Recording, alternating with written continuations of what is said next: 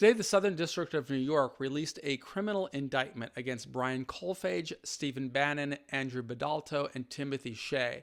Now, I know a lot of people may not really understand what a criminal indictment is, so I thought it'd be a good opportunity for us to look through this document and see what it really means. We hear a lot of stories that a person is innocent until proven guilty.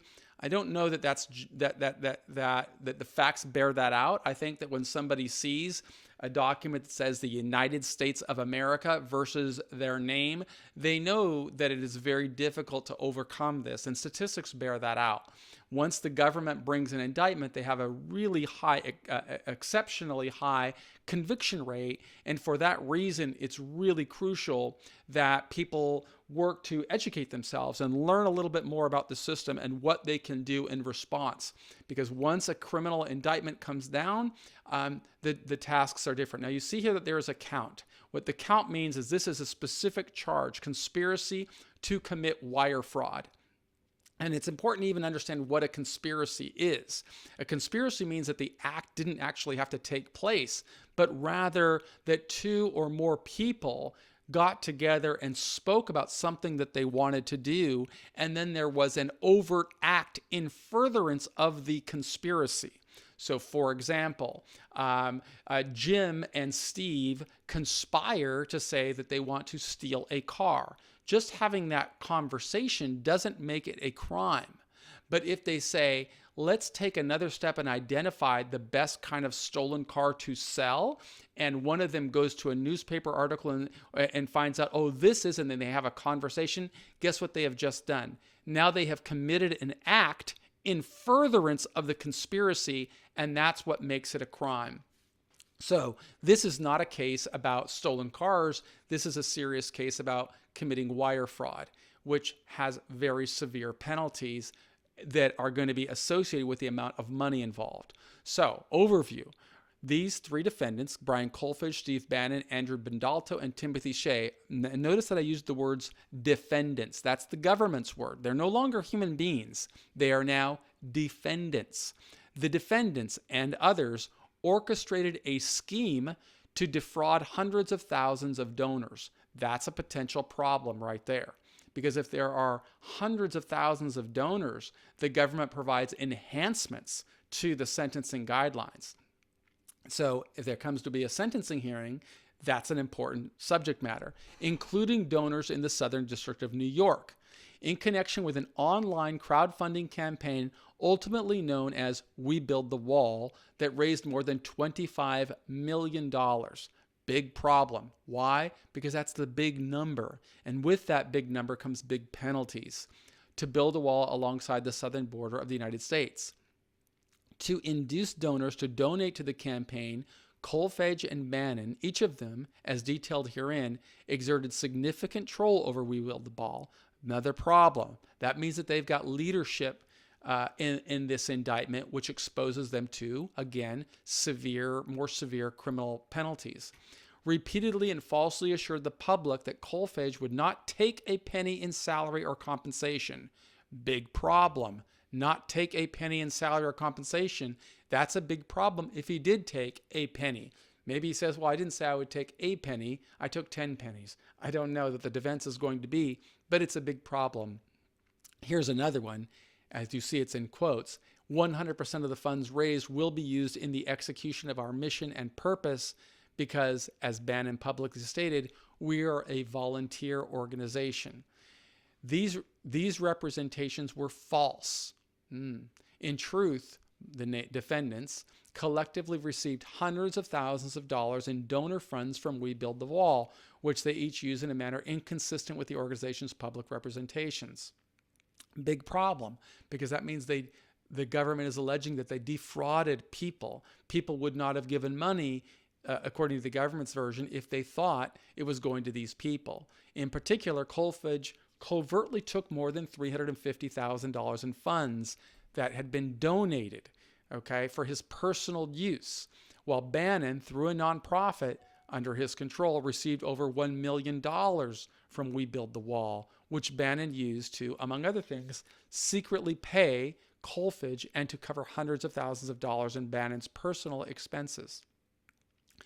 To conceal the payments to Coalfedge from We Build the Wall, they devised a scheme to route those payments from We Build the Wall to Coalfedge indirectly through Nonprofit One and a shell company under Shea's control, among other avenues. They did so by using fake invoices and sham vendor arrangements. What is a fake invoice? That's the government's allegation for an invoice for services that were never rendered.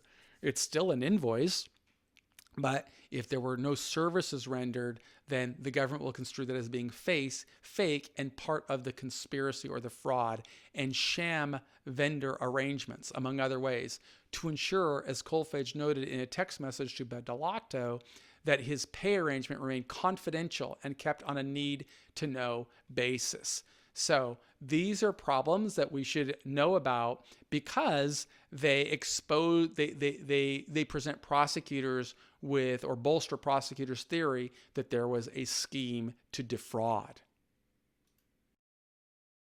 And when we talk about a scheme to defraud, we've got to put ourselves in the perspective of the people that is important here. And that's going to be a jury at some point, or a judge. And so if it's a jury, this kind of language is very difficult to overcome, because you've got the force of the United States government saying that this happened, and members of the jury are going to be more inclined, in most cases, to listen to these prosecutors. Now, here's the background on We Build the Wall. On or about December 17th, Brian, a defendant, with assistance of others, launched a fundraising campaign originally called We the People Build the Wall. On statements on the webpage for We the People Build the Wall, on the crowdfunding website, the campaign was raising funds to donate to the U.S. federal government for construction of a wall at the southern border of the United States. The webpage also stated that 100% of your donations would be given to the government. Okay, so this is stated on a web page. That means, let's take a look here if I can get the web page up. That means if they've used the internet to do this, there is a problem. So if we look on Google, we can actually see the website, We the People Build the Wall. It's right here. And your donations have a direct impact. We build the wall. So you can see this is the website that they have built. And this website apparently is getting them into, well, it has gotten them into a lot of trouble. So you can see the document here. I'm sure if you read it, you can find out the allegations of what the government has said. But let's continue reading what the government says in their statement here. So according to statements on the webpage, We the People of the Wall, the webpage also stated that 100% of your donations would be given to the government for the construction of a wall, and that if the campaign could not attain its goal, it would refund every single penny. Okay. 4, We the People was an immediate fundraising success, raised approximately $17 million. Despite its early success, the campaign also drew scrutiny, including questions about Coalfedge's background and the campaign's plan to give the money raised to the federal government for the purpose of constructing the wall. Based on those concerns, in December of 2018, the crowdfunding website suspended the campaign, which by that point had raised more than $20 million, and warned Brian that unless he identified a legitimate nonprofit into which those funds could be transferred, the crowdfunding website would return the funds. Around the same time, Brian, the defendant, involved Bannon and Andrew Badolato, the defendants. Bannon, a strategist and former media executive, an entrepreneur and venture capitalist, were already working together on Nonprofit One, which was a separate section, 501c3, founded by Bannon and with the stated purpose of promoting economic nationalism and American sovereignty. Within days of becoming involved, Bannon and Badolato took a significant control of the fundraising campaign's organization and day-to-day activities, including its finances, messaging, donor outreach, and general operations. Specifically, in late December, Bannon and Badolato worked with Brian Coalfedge to oversee the creation of a new Section 501c4, We Build the Wall, Inc., to which they proposed that the money that had been raised by We the People could be transferred. Formed We Build the Wall to continue fundraising with a modified purpose of funding the private construction of a wall along the southern border of the United States.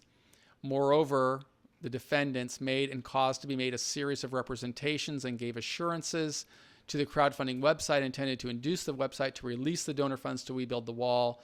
These assurances included, among other things, written bylaws with conflict of interest provisions and compensation restrictions precluding insiders like Kolfage, among others, from improperly misappropriating donor funds, and a promise that Kolfage will take no salary and will personally not take a penny of compensation from these donations.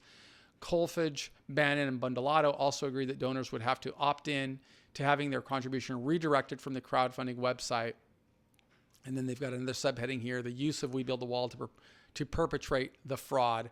So it continues, beginning in January 2019, the defendants caused We Build the Wall to mislead donors, promising them repeatedly that 100% of the funds would be used for construction of a wall and that Kolfage in particular would take no salary or compensation from the new organization.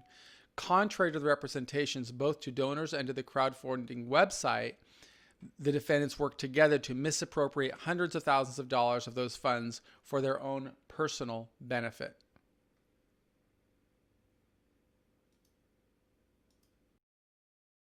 And then 10, beginning on or around January 11th, 2019, and consistent with the assurances provided to the crowdfunding website, We Build the Wall announced that it had changed its mission to the private construction of a wall and that donors needed to opt in to having their donation transferred to We Build the Wall for this purpose.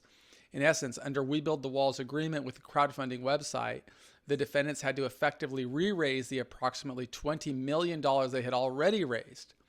To do so, the defendants caused We Build the Wall to promise donors that 100% of funds raised would be used toward the construction of a wall and that not a penny would be used to compensate Kolfage. That promise was repeatedly made in donor solicitations, public statements, social media posts, and press appearances, and others acting in their direction. For example, We Build the Wall's website told prospective donors that, in accordance with personal pledge and the bylaws, they will not profit even a penny from We Build the Wall. Kolfage similarly and repeatedly promised in fundraising solicitation emails, which Bannon and Bundolato reviewed and approved, that he would not take a penny in salary or compensation. Kolfage posted messages on social media that included representations such as, "We promised 100% of the funds raised only go towards the border wall. All money donated to the campaign goes directly to the wall, not anyone's pocket. And I am taking nothing, zero." Wow, so they're quoting everything. In fact, he went so far as to send mass emails to his donors asking them to purchase coffee from his unrelated business, telling donors that the coffee company was the only way he keeps his family fed and a roof over their head because he was taking no compensation from We Build the Wall. Kolfage also touted the bylaws that We Build the Wall had ratified at the request of the crowdfunding website, saying publicly and in media interviews, "It states in our bylaws I take zero, no salary or compensation, and I won't take a penny from these donations, and it's not possible to steal the money. We have an advisory committee. I can't touch that money. It's not for me. We have bylaws set up." So repeatedly making the claim, according to the government, defendants and others acting at their direction approved these statements, which were false, precisely because they understood and expected that donors would rely upon these representations, which were intended to maximize the fundraising potential of We Build the Wall. In developing their strategy of emphasizing to donors that they would not be paid a dime, in a text message exchange discussed how the message would help drive fundraising and opt-ins by prior donors because it would become the most talked about media narrative ever, since it removes all self-interest taint and gives Kolfage sainthood. For that reason, Bundolato insisted that the statement that Kolfage will not take a penny of compensation be included in the email, explaining in an email that the statement was a material item to donors. Moreover, in addition to statements, a material item is a very important message that you see in a lot of these documents, because sometimes somebody can make a statement, but it's not really relevant or it's not material. But if it's material, then it really pushes the prosecution's case.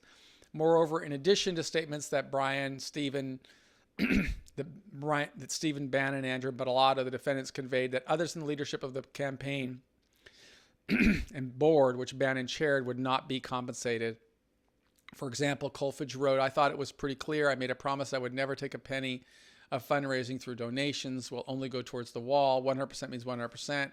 Board will not see any of that money." Moreover, during interviews and We Build the Wall events, Bannon himself said, "I did this kind of as a volunteer, and we are a volunteer organization." Donors took notice of this core narrative and told Brian Kolfage, the defendant, and others working for the wall that it mattered to them. Some of those donors wrote directly to Kolfage that they did not have a lot of money and were skeptical about online fundraising campaigns, but they were giving what they could because they trusted Kolfage would keep his word about how their donations would be spent. Kolfage also wrote to prospective donors who raised concerns, assuring them in private messages that he was not being compensated. These false assurances successfully induced donors to give money to build the wall and to opt in to have their prior donations transferred to the nonprofit.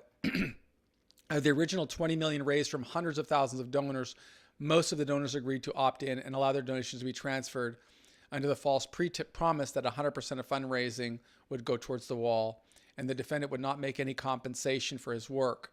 In total, between the beginning of the opt-in period and in January 19 and October, We Build the Wall raised approximately $25 million in new or opted-in funds under the false assurances that 100% of the money donated would go to construction of the wall. The defendant's self-enrichment funds. Despite these repeated assurances, the public narrative deliberately crafted by the defendants and others was false. In fact, although We Build the Wall spent money on the construction of a border wall, hundreds of thousands of dollars were siphoned off for the personal use and benefit of the defendants. Indeed, Kolfage's numerous public statements that he was not taking a salary or getting a penny reached a secret agreement where Kolfage would be covertly paid $100K up front and then $20 per month, because that arrangement was directly contrary to the defendants' repeated public representations, and others schemed to pass these payments to Kolfage indirectly through third parties, including entities under the control of Bannon and Shea.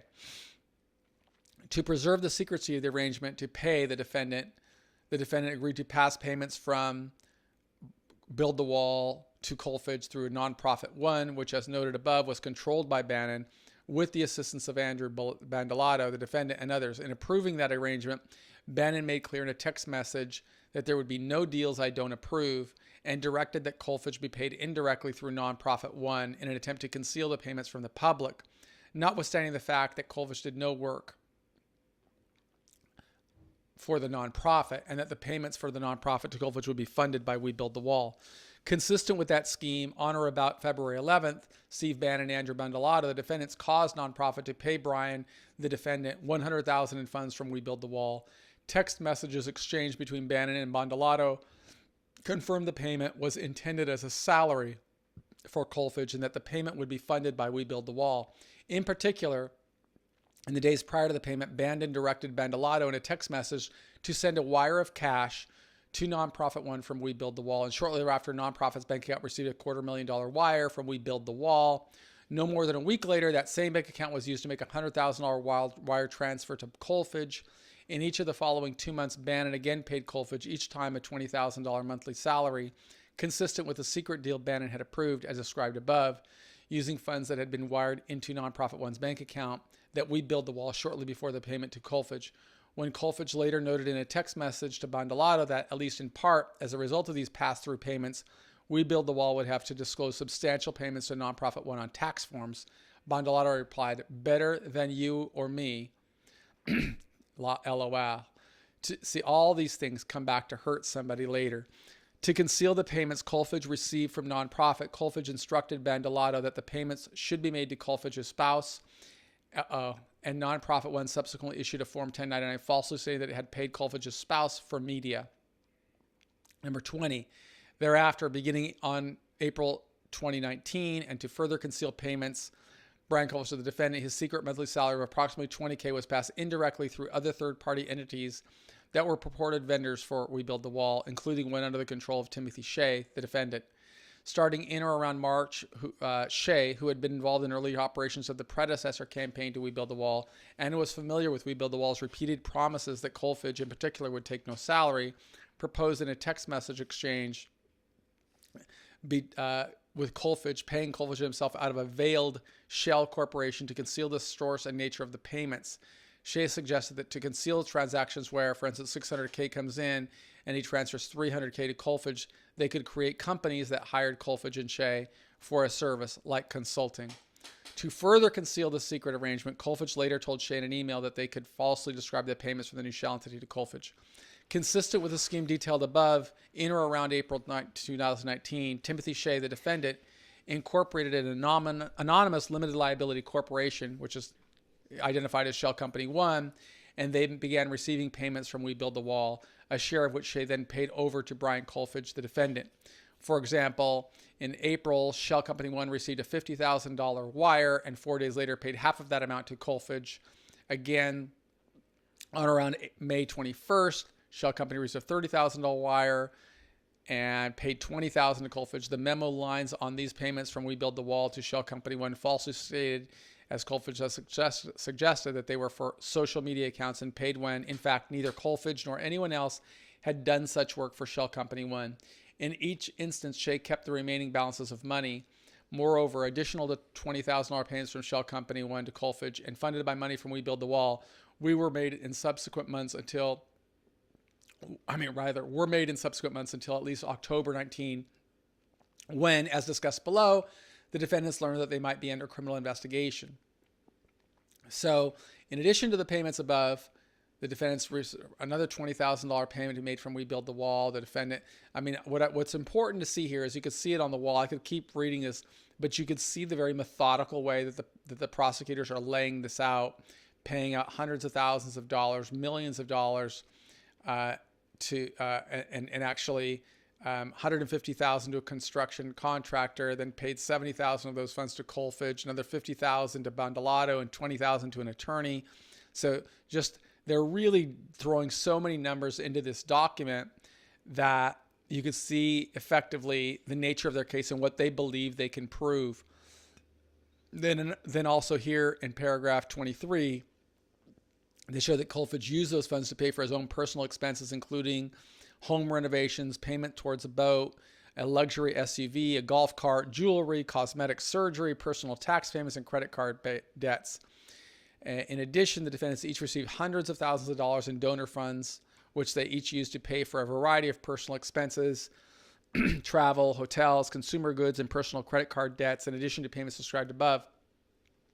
Bannon, in particular, he talks about receiving $1 million from the fund, and some of that money was used to pay Kolfage, as detailed above. Bannon used a substantial portion of those funds for personal uses and expenses unrelated to Build the Wall.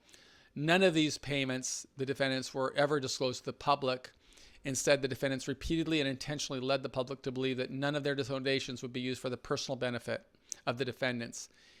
Kolfage noted to Bandolato in a text message exchange, as far as the public knows, no one is getting paid and salaries will never be disclosed. So the defendant's concealment after learning of the criminal investigation. Okay, so now we're getting into the cover-up. In October, the defendants and others learned from a financial institution, it looks like it says there, that about a federal criminal investigation. The defendants thereafter took additional steps to conceal the fraudulent scheme detailed above. Around that time, in reaction to the potential investigation, they began using encrypted messaging applications on their phones, and We Build the Wall's website was changed to remove any mention of the promise that Kolfage was not being compensated and to add a statement that he would be paid a salary starting in January. Kolfage also stopped receiving secret salary payments after this date. Okay. So here's the statutory allegations now. And the statutes, of course, are the laws that Congress passed and the president signed at some point. From at least in or around December 18 to and including the date of the filing of this indictment in the Southern District of New York and elsewhere, the defendants and others known and unknown willfully and knowingly did combine, conspire, confederate, and agree with each other to commit wire fraud. And wire fraud, of course, is using the internet or, the phone? I think the telephone also, the internet and the telephone and email systems and things of that sort to pass along information related to a crime. It was part and object of the conspiracy that the defendants and others unknown have devised and intended to devise a scheme and artifice to defraud and for obtaining money and property by means of false and fraudulent pretenses, representations, and promises would and did transmit and cause to be transmitted by means of wire, radio, and television communication in interstate and foreign commerce, writing, signs, signals. So here's all the statutory language that results in them getting a charge to make false statements to donors that 100% of the funds donated would be used for construction of a wall. It is further was a part of an object of the conspiracy. What else? Let's just get past all of that. in violation of Title 18 U.S.C. Code 1343, to be made false statements to the crowdfunding website about their intended use of the funds. Okay, count 2, money laundering. All of these types of offenses, by the way, are relevant to the sentencing guidelines and the enhancements for amount of money. And we're talking about $25 million here. At least that's what the prosecutors will say. The grand jury incorporates the allegations contained in paragraph 1 through 26 of this indictment, as though fully set forth herein, from at least around, so here's the money laundering case, and this is the statute, 1956. And it says that they used financial institutions, I'm sure, to hide money.